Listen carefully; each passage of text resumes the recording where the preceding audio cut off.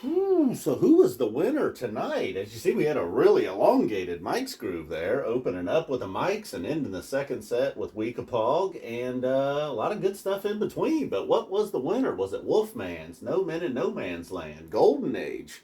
Perhaps to you it was something else. 46 days. Yamar, been waiting for a Yamar, and right about the point when I was like, oh no, it felt like they were wrapping up Yamar. No, no, no. They teased the ending and they're like, huh, man, let's ride this out for a few more minutes. And they did, you know.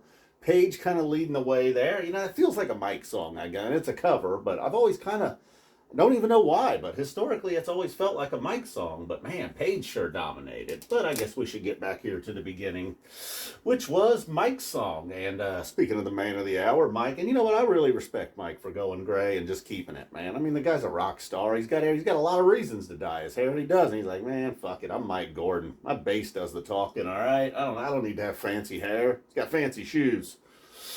His hair, natural. I like it, Mike. All right, so perhaps that's why. Maybe Trey respects it as well. That's why we're opening up with Mike's. And then Wolfman's brother. I was slightly worried. I was like, oh, man, it's a little too early, man. I don't know if Wolfman's is going to truly get down. Then we got a nice ring early on. Kind of sound like a Samsung phone. Trey might be a Samsung guy right now. Kind of sound like a Samsung ring.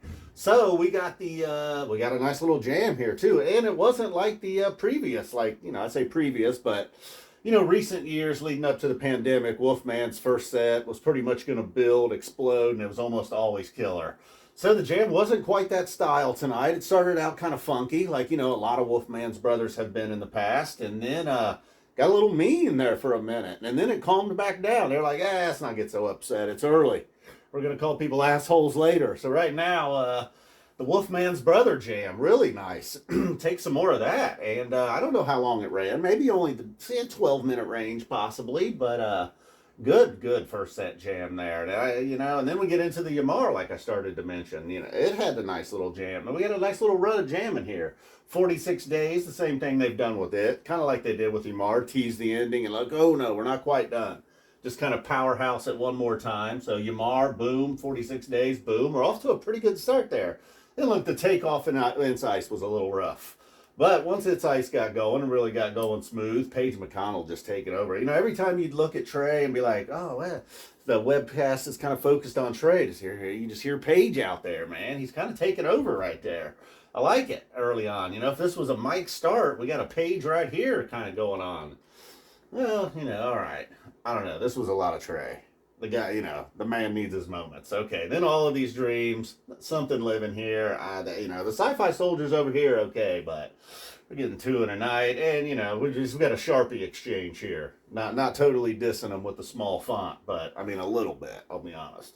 Axilla 2 again. That seems to be the thing now. And when's the circus comes to town, and then ending the set raging with Antelope. So we're kind of getting a little ballad heavy. Circus, all these dreams, Lifeboy. I love Circus and Lifeboy, but I mean, man, 3 of them in one show. If I could sneak in a small complaint on you, take that, motherfucker. Like that? Yeah, he's complaining about ballads now. Jesus Christ, this guy like anything? All right, so, and Wolfman, what the fuck? Giving Wolfman's a check. How dare I?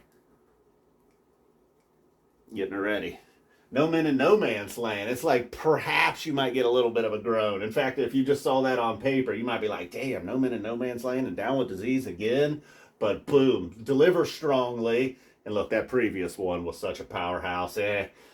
Down with Disease, not really bringing it twice in a row, but that's all right because No Men in No Man's Land did really. It kind of kept the tempo up the whole time. Just a nice rock and roll jam. Didn't have the moment where it just, everybody was kind of showing off, had their moments in No Man's Land, No Men in No Man's Land. But yeah, man, that was kind of more, I liked everything that was going on over here in Wolfman's and what was to come in Golden Age. But at the end of the day, man, I'm kind of like Joe Dirt. I am a rocker. And No Men in No Man's Land was the rocker. Takes us into Down with Disease. And like I said, not a lot. It didn't quite hit the spot. Didn't even get much of a chance to take off, So then we got Don't Doubt Me. And I guess here was my take. At first I was like, oh, shit. But, I strongly believe that humor belongs in music. And you kind of can't. Maybe it went on. Maybe the joke lasted a little too long. I felt like about a 7-minute joke here. What was this? Gilbert Gottfried's Aristocrats joke. So the Don't Doubt Me, I'm giving it a 2 thumbs up just based on the fact that, yeah, man, that's part of what made Phish, being funny you know, mixing some comedy in there. And sometimes, you know, later in life, they're not as silly and goofy. Sometimes they're all business. And so it's good to have a laugh there. I'll take it, man. More of that, actually. Calling people genuine assholes. How dare you doubt me? John Fishman really getting enthusiastic on the lyrics. And then Golden Age was kind of our full band jam of the night. You know, of course, again, getting a little redundant. Paige McConnell showing off. The, you know, the webcast focusing on Trey like they like to do. And the lights were really cool in Golden Age, too, you know. I don't know. I don't carry on about the lights a lot. But the lights in Golden Age, the webcast shot, kind of getting it done there a little bit. Nice job tonight. Then we get Lifeboy, always going to be welcome. All right, we don't get Lifeboy often.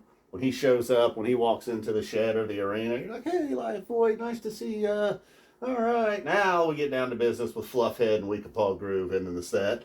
Fluffhead had its moments where it was like, ah, shit. But ultimately, it was still a Fluffhead. At that point, I was wondering, like, oh, are they going to play the move or we just don't get a Weekapaug or going to encore with it? No, we had time. They smashed in a Weekapaug right after Fluffhead. So, after the ballad, hey, we're ready to rock Slave to the Traffic Light. Got a weird sound in Slave to the Traffic Light. Like, wow! Like, what the fuck was that? You know, somebody maybe mentioned in the comments, asked me if I thought perhaps there was a little bit too much effects going on. I don't know if I would ever say too much, but don't get too crazy with the effects on my Slave to the Traffic Light. You guys watch it.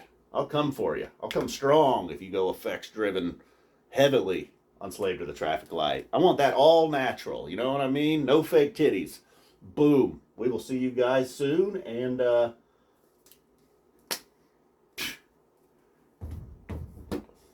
that's right. Love you guys. Boom. Thanks for watching. And yeah, see you soon. What, did I give you one more boom? Boom.